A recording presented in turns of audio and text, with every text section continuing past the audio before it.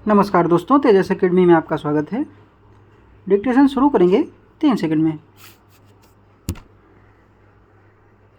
भ्रष्टाचार पूरी दुनिया के सामने विकास और खुशहाली की राह में बहुत बड़ा रोड़ा है।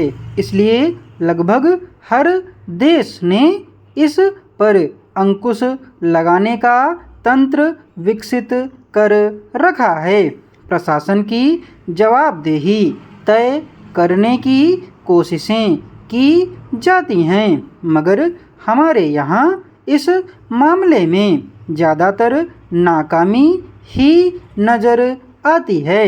इसलिए लंबे समय से मांग की जाती रही कि लोकपाल और लोकायुक्त के गठन संबंधी कानून बनना चाहिए।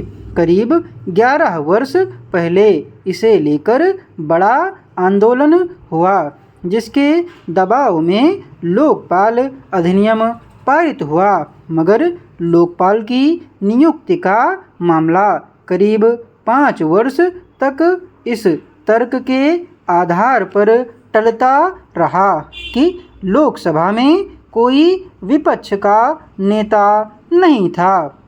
लोकपाल अध्यक्ष की नियुक्ति में विपक्ष के नेता का होना जरूरी है। आखिरकार 5 वर्ष पहले लोकपाल का गठन हुआ, मगर अभी तक वह पूरी तरह कार्य करने की स्थिति में नहीं आ सका है। अब लोकपाल के जांच प्रकोष्ठ का गठन किया गया है। इस प्रकोष्ठ में लोकपाल अध्यक्ष के अधीन एक जांच निदेशक होगा, जिसे 3 पुलिस अधीक्षक मदद करेंगे। प्रत्येक पुलिस अधीक्षक को जांच अधिकारी और अन्य कर्मचारियों की सहायता प्रदान की जाएगी। इस तरह उम्मीद बनी है कि अब लोक सेवकों की अनियमितताओं के खिलाफ कुछ कड़े कदम उठाए जा सकेंगे। हालांकि भ्रष्टाचार निवारण कानून के तहत पहले से कई जांच एजेंसियां काम करती हैं। हर महकमे के कर्मचारी पर वहां का सतर्कता विभाग नज़र रखता और उसके खिलाफ शिकायतों का निपटारा करता है।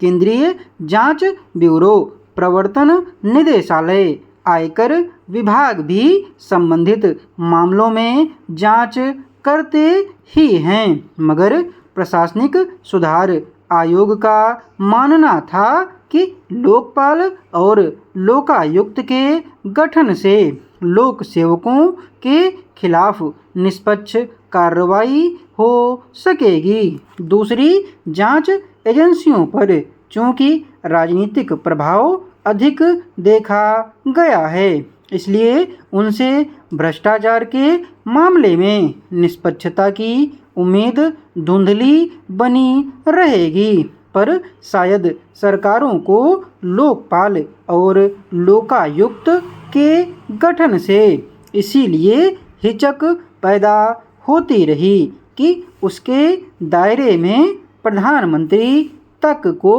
रखा गया है।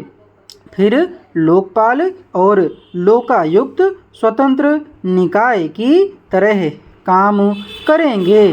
उन्हें दूसरी एजेंसियों की तरह किसी अधिकारी के खिलाफ जांच करने के लिए संबंधित विभाग से अनुमति की जरूरत नहीं होगी। कई सरकारों को लगता रहा है कि इस तरह उनके कामकाज में बाधा पड़ सकती है।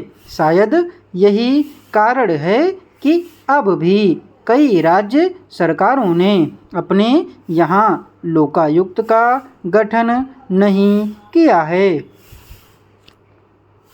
देर से ही सही, लोकपाल के जांच प्रकोष्ठ के गठन से लोगों में भ्रष्टाचार निवारण की दिशा में उल्लेखनीय नतीजों की उम्मीद जगी है। लोक सेवकों में गलत तरीके से पैसा कमाने की भूख और रिश्वत लेकर अपात्र लोगों को लाभ पहुंचाने, सरकारी योजनाओं में गतिरोध और छीजन पैदा करने की प्रवृत्ति किसी से छिपी नहीं है। डिक्टेशन की PDF आपको टेलीग्राम पर मिलेगी। टेलीग्राम चैनल का लिंक डिस्क्रिप्शन बॉक्स में दिया हुआ है।